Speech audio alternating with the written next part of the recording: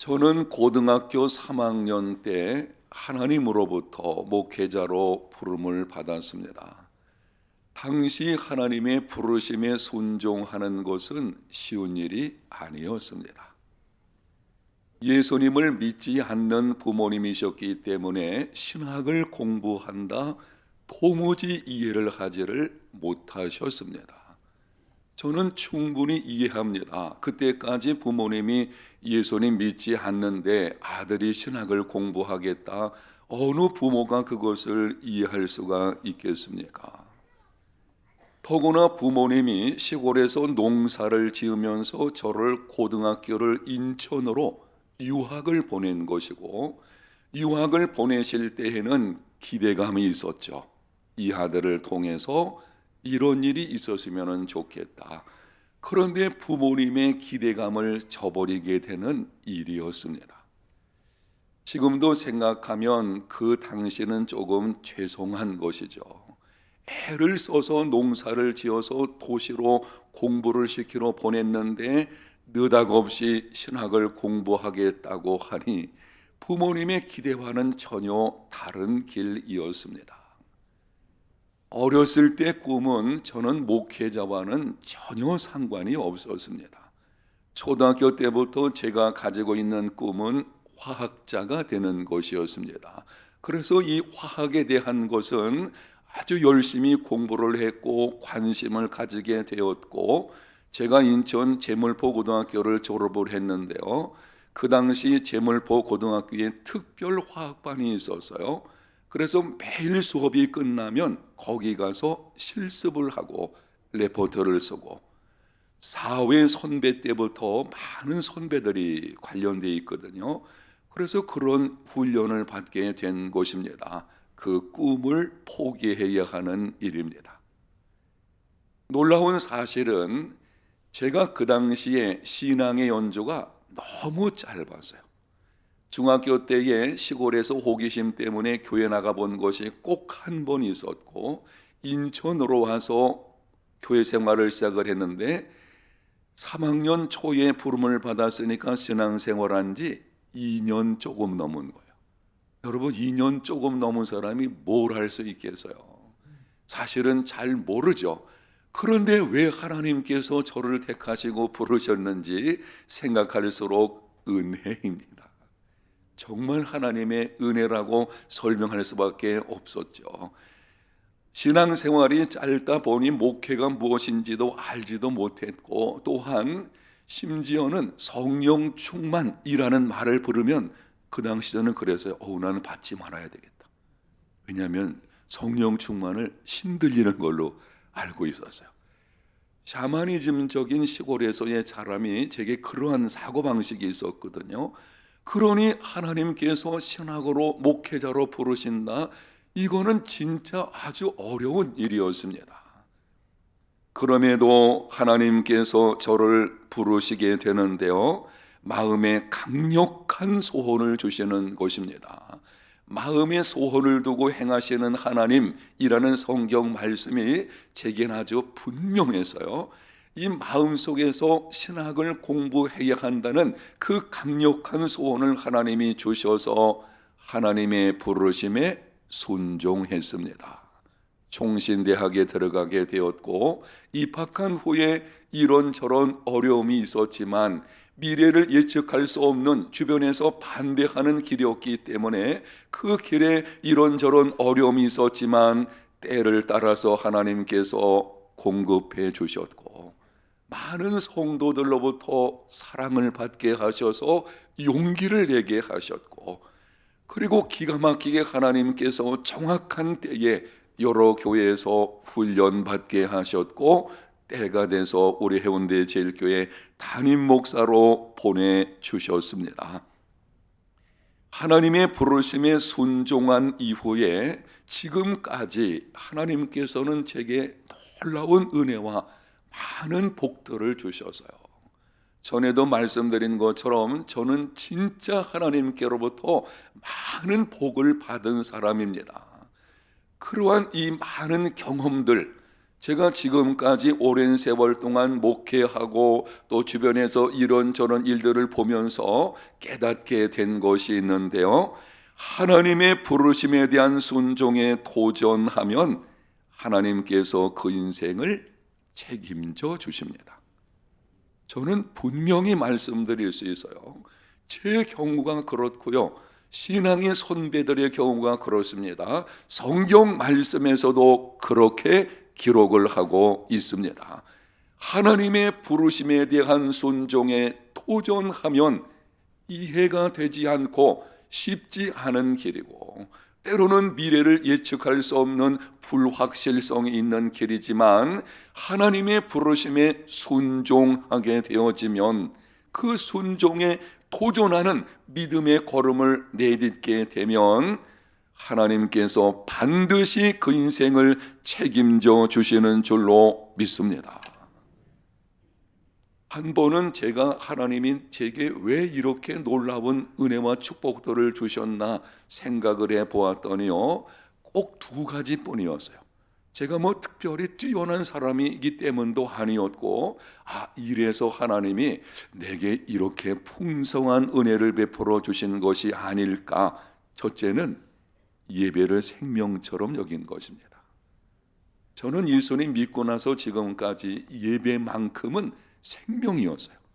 어떤 상황에서도 예배하는, 그게 저의 아주 삶 자체였어요. 신학을 공부하기 전에도 주일날이면 예배 드려야 된다는 것이 저의 아주 삶 자체였습니다. 그게 하나 있고, 또 한 가지는 하나님의 부르심에 대한 순종이었습니다. 오늘 우리가 읽은 본문에 보면 하나님께서 아브라함을 찾아오셔서 말씀하셨습니다. 1절을 봅니다. 여호와께서 아브라함에게 이르시되 너는 너의 고향과 친척과 아버지 집을 떠나 내가 내게 보여줄 땅으로 가라. 하나님께서 아브라함을 부르셨습니다. 그런데 순종하기 쉽지 않은 부르심입니다. 하반절을 주목해 보십시오. 내가 네게 보여줄 땅으로 가라. 따라합니다. 보여줄 땅으로 가라. 고향과 친척과 아버지 집을 떠나는 것은 굳게 마음을 먹고 인생에 어떤 계획이 있다면 그럴 수도 있겠죠. 그런데 아브라함의 경우에는 어디로 가라고 말씀하지 않고 보여줄 땅으로 가라. 도무지 이해가 안 되는 것입니다. 아브라함이 짐을 싸서 고향을 떠나려고 할 때에 친구들과 친척들이 한 번쯤 물어봤을 것입니다. 어디로 가는가? 잘 모르겠습니다. 어느 길로 가야 되는지 알고 있나? 잘 모르겠습니다. 자네가 가려고 하는 곳에 어떤 준비가 되어 있나? 그것도 나는 전혀 없습니다. 틀림없이 친척이나 친구들이 이렇게 생각했을 거예요. 이 사람 정신이 있는 사람이 맞나? 그럼에도 아브라함은 부르심에 순종했습니다. 이삿짐을 싸서 집을 떠났습니다. 부르심에 대한, 하나님의 그 부르심에 대한 절대 순종에 도전하는 것입니다. 더구나 고대 문화에서는 가족과 씨족 공동체에 소속되는 것은 생존의 중요한 문제였어요. 지금은 지구촌이 하나로 거의 되어 있기 때문에 나라와 나라들 사이에 이런 계약들이 맺어 있고 법도 있고 많은 질서가 있지만, 이 당시는 그런 시대가 아니었어요. 자기 부족, 자기 씨족 이거를 떠난다는 것은 생명의 위험을 감수해야 되는 것입니다. 그런데 어디로 가야 하는지 알지도 못하면서 그 공동체를 떠난다, 이거는 상상하기도 힘든 일이었습니다.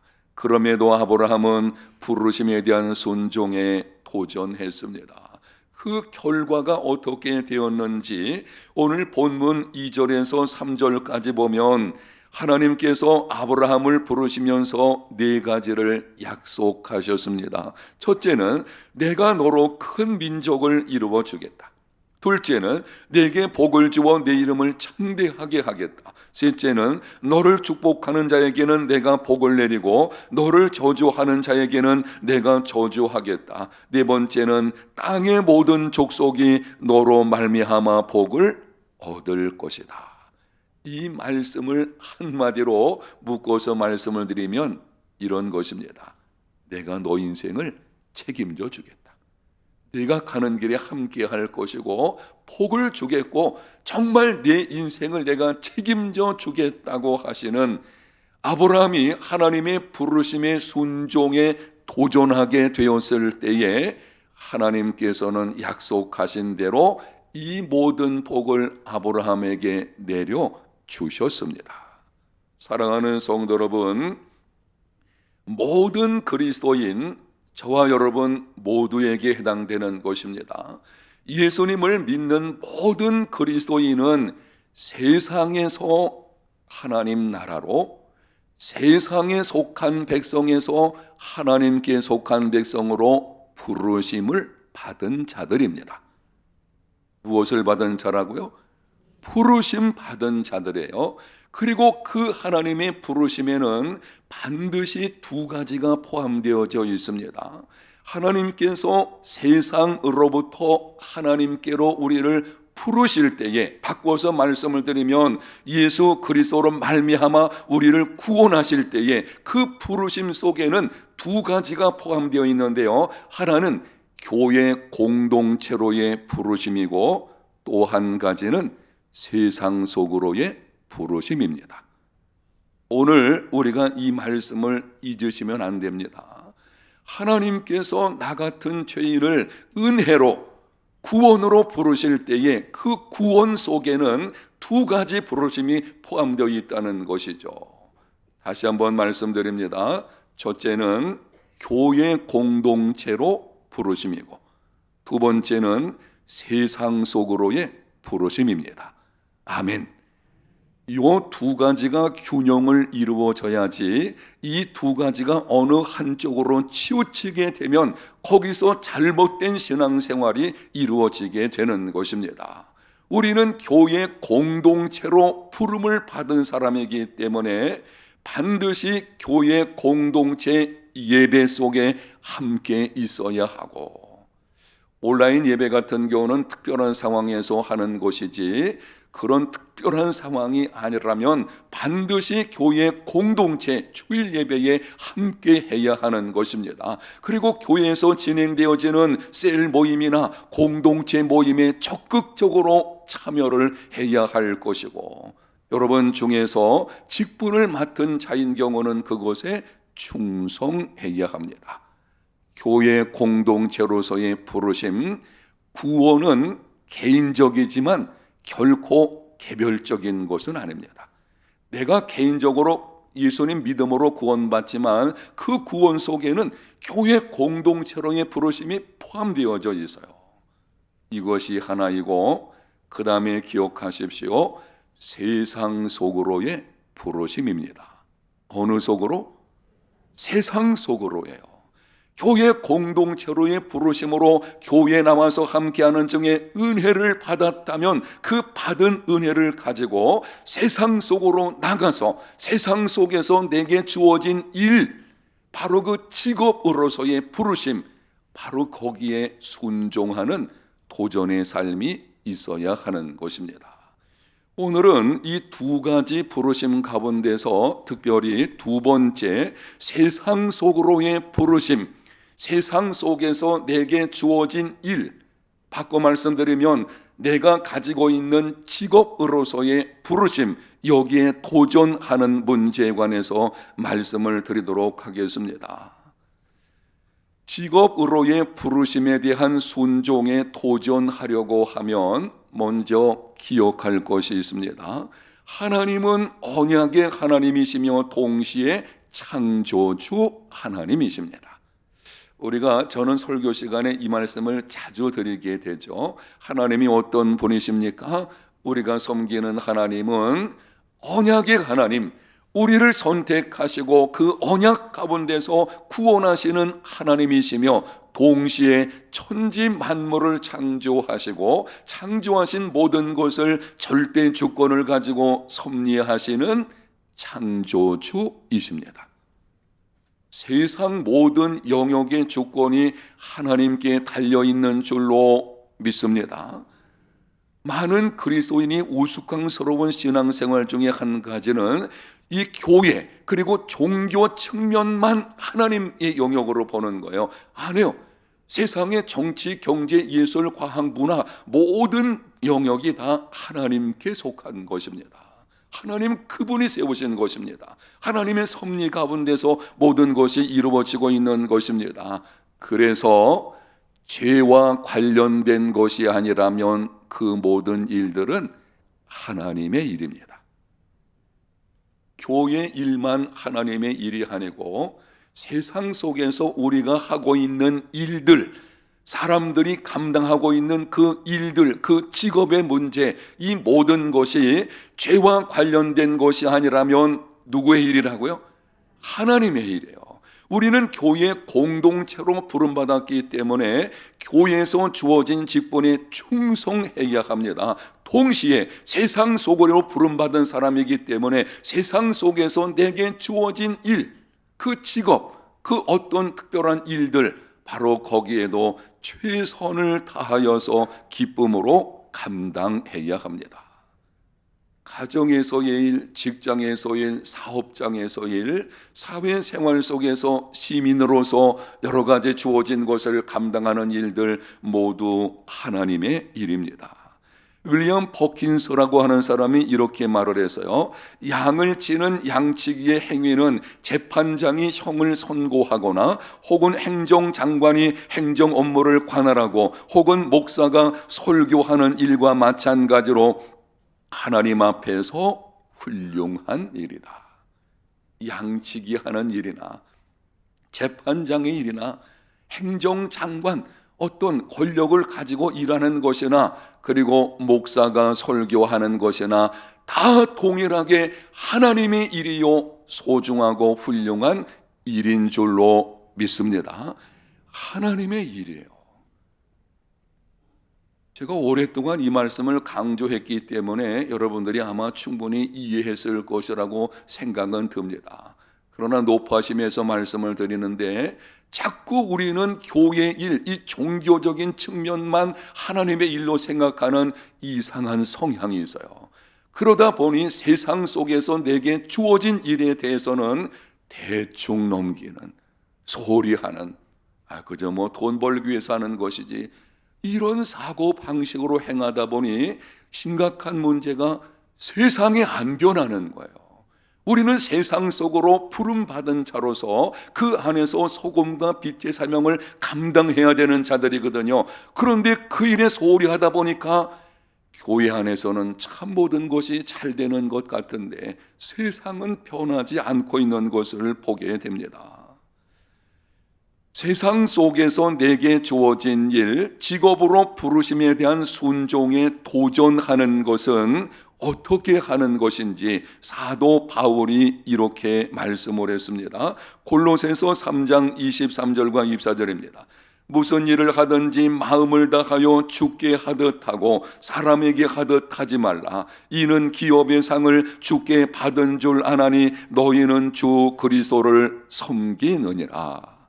내게 세상 속에서 주어진 그 일, 여러분이 가정에서 가정주부로, 직장에서 주어진 일, 사업장에서 일, 여러분이 세상 속에서 지금 하고 있는 바로 그 일을 주님의 일로 알고 주님께 하듯 최선을 다하며 하늘나라 상급을 바라보며 하는 것, 그것이 부르심에 대한 순종에 도전하는 것입니다. 다시 한번 정리해서 말씀드립니다. 하나님의 부르심에 대한 순종에 도전하라. 특별히 세상 속으로의 부르심에 대해서 도전하는 삶이 되어야 되는데요, 그것이 어떤 것이냐 하면 내가 지금 하고 있는 일을 주님의 일로 알고, 누구의 일이요? 주님의 일로 알고, 주님의 일이기 때문에 최선을 다하고 정직하고 진실하게 감당할 뿐만이 아니라, 그 다음 여기 말씀해 보니 기업의 상을 주께 받는다는 것은 그 일을 하면서도 이 일을 통해서 나는 하늘나라의 상급이 있다고 하는, 단순히 이 땅에서 내가 무엇을 얻겠다는 그 측면만이 하네요. 그리스도인들은 세상 속에서 주어진 일을 감당하면서도 정말 열심히 감당하죠. 왜 그렇게 합니까? 내가 이걸 수고함으로 수고한 대가를 얻는 것으로 끝나는 것이 아니고, 이것을 통해서 장차 하늘나라에서 상급이 주어진다는 것, 바로 그 일에 대한 부르심에 순종하는 삶을 살아가는 것, 그게 도전입니다.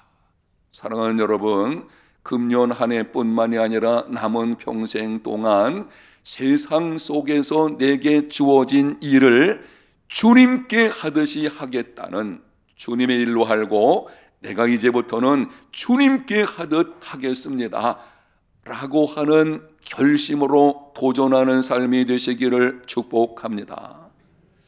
지금 제가 강조해서 말씀을 드릴 때 이게 좀 평범한 것처럼 들리지만요, 여기에 세상의 변화가 있어요. 그리고 이것이 우리의 사명입니다. 우연은 없습니다.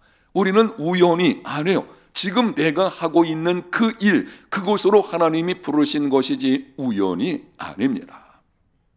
그러면은 좀 더 구체적으로 하나님의 보내심, 그곳으로의 부르심에 대한 도전은 어떻게 하는 것인지 제가 조금 나누어서 여러분에게 권면의 말씀을 드리도록 하겠습니다. 첫 번째, 여러분이 요식업을 한다면 예수님을 대접한다고 생각하며 음식을 만드십시오. 이런 도전이 있어야 돼요. 가끔 이렇게 말씀하는 분들이 있어요. 음식을 만드시는 분이, 요식업 하는 분들이, 나는 우리 식당에서는 우리 가족을 먹일 것처럼 생각하면서 만듭니다. 귀하죠. 이 가끔 음식 가지고 장난치는 사람들이 있어요. 예수 믿는 사람은 절대 그러면 안 됩니다. 처음에는 맛있게 만들다가도 조금 잘 되면은 그냥 소홀히 해가지고 나중에 문제가 되는 경우도 있어요. 아니죠. 정말 내 가족을 먹일 거라고 생각하고 음식을 만들어야 될 것입니다. 그런데 예수 믿는 사람은 그 정도가 아니에요. 예수 믿는 사람은 요식업에서 음식을 만들 때에 내가 지금 만든 음식은 누구를 대접하는 거예요? 주님을 대접한다고 생각하면서 만들어야 됩니다. 그 일에 도전해야 돼요. 두 번째, 여러분이 사업을 한다면 예수님이 보시기에 기뻐하시는 사업장이 되게 하십시오. 우리는 한번 도전해야 되는데요, 정말 내 사업장은 주님이 기쁘시게 하는 사업장 만들어야 되겠다. 이중장부 기록하면 안 될 것이고, 임금을 정당하게 지급해야 됩니다. 임금 떼먹는 사업장 돼서는 안 되죠. 예수 믿는 사람의 사업하는 목적은 단순히 돈 버는 데 있는 것이 아니고 주님을 기쁘시게 하는 사업장이거든요. 이 일에 도전해야 됩니다. 세 번째, 여러분이 의료 종사자라면 예수님을 대하듯이 환자를 대하십시오. 환자가 들어올 때에 야, 돈이 굴러 들어오는구나, 그거 아니죠. 그게 아니고 정말 환자를 볼 때에 하나님의 형상대로 지음받은 사람이 고통 가운데 있구나, 그래서 주님의 마음을 가지고 이렇게 대할 수 있는 의료 종사자들 되시기를 축복합니다. 우리에게 보게 되면은 의사들, 그리고 의료 쪽에서 봉사하는 분들이 굉장히 일하시는 분들이 상당히 있는데요, 꼭 기억을 하셔야 됩니다. 네 번째로, 여러분이 전업주부라면 가사 일을 하나님의 일로 생각하고 자부심과 기쁨으로 하십시오. 오늘 많은 분들이 전업주부를 알고 있는데요, 그 일을 누구의 일이에요? 하나님의 일. 어떻게 하라고 합니까? 자부심과 기쁨으로 해야 됩니다. 전업주부는요, 진짜 자부심을 가져야 돼요. 가정을 세우는 것이고 가정 식구들을 세우는 것이고, 그래서 이 전업주부가 정말 기쁨으로 그 일을 감당해야 되는데요, 창조적인 생각을 가지고서 이 음식을 만들 때에도 정말 다양하게 한번 연구해서, 여러분 그렇게 하시죠? 집에서 음식을 좀 어떻게 하면 우리 가족들을 잘 먹일 수 있을까 연구도 하시죠? 예, 네라고 하신 분 축복합니다. 그렇게 하셔야 돼요. 우리는 전업주부 일을 우습게 여기는 경우가 있어요. 직장 생활하는 것에 대해서는 더 크게 생각하고 마치 전업주부는 조금 뒤처진 것으로 이런 이상한 사고방식이 지금 사회 속에 있는데요. 아니에요. 전업주부야말로 자녀를 키우고 가정을 세우고 그리고 또한 이 가정 식구들의 건강도 책임지고 얼마나 소중한 것입니까? 창조적인 아이디어를 가지고 여러분이 음식도 만들고 가정을 꾸려가는 전업주부들이 되시기를 축복합니다. 그 일에 도전해야 돼요. 다섯 번째, 여러분이 교사라면 학생들을 예수님의 마음으로 가르치고 인도하십시오. 공부 순서 따라 줄 세우지 말고 그리스도인 교사들은 그러면 안 되죠. 공부 따라서 학생들을 평가해가지고 그 평가가 인격과 그 장래까지 평가하려는 이상한 이 세상의 교육이 그렇게 되어지요. 거기 아니죠. 이념 교육하지 마십시오. 요즘 학교에서 이념 교육해가지고 아이들이 잘못된 쪽으로 생각이 바뀌는 경우들이 있어요. 이것도 곤란하죠. 정말 예수님 마음으로 가르치고 인도해야 될 것입니다. 여섯 번째, 여러분이 직장인이라면 직장에서의 일을 하나님의 일로 알고 주님께 하듯 하는 삶이 되시기를 축복합니다. 시간 때우지 마시고 하나님의 일인데 어떻게 내가 시간 때울 수 있어요? 이런 사람도 있다고 합니다. 어떤 사람의 경우에는 낮에 근무 시간에 빈둥빈둥 놀다가 야근하는 거예요. 왜? 야근 수당 나오고 그 야근하게 되면 나중에 또 다른 무슨 혜택 같은 거 받으려고 하고. 그리스도인의 삶은 그렇지 않습니다. 내게 주어진 시간 하나님께서 주신 일로 알고 최선을 다하여 정직하게 부지런함으로 일하는 그리스도인이 되시기를 축복합니다. 사랑하는 성도 여러분, 금년 한 해 동안 내가 이러한 삶을 살아가겠노라 도전하는 삶이 되시기를 바랍니다. 그것이 오늘 우리에게 주시는 말씀이에요. 하나님의 부르심에 대한 순종에 도전하라. 하나님이 나를 이곳으로 보내셨어요. 바로 그래서 왜 보내셨는지 내가 어떻게 해야 되는지를 알고 바로 거기에 도전할 수 있는 진정한 그리스도인의 삶을 살아가는 우리 모두가 다 되시기를 예수님 이름으로 축복합니다.